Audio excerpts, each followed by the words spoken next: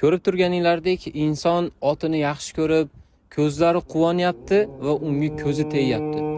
Hadisda Rasululloh sollallohu alayhi vasallam al-aynul haq, ko'z nazar haqdir degan. Va yana boshqa hadisda tuyani qozonga, kishini mozorga tushiradi deb aytgan ko'z nazar haqida. Sizga ko'z tekkanining quyidagi 4 ta alomati bor.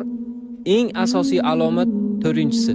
Birinchi alomat, agar sizga ko'z tegsa, har kuni yoki kun ora boshingiz sababsiz og'riydi. Ikkinchi alomati, yuragingiz siqiladi, tanada holsizlik, quvvatsizlik, dangasalik paydo bo'ladi. Uchinchi alomat, yuzingizda, belingizda, tananing har xil joylarida yaralar, dog'lar paydo bo'lishligi.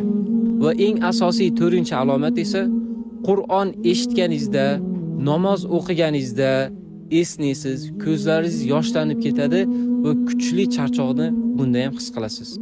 Ayni shu ko'z, sehr kabi kasallar uchun Telegram kanalimizda jonli efirda ruhiy muolajamiz bor. Kanalimizga ulaning va o'z dardingizga shifo toping.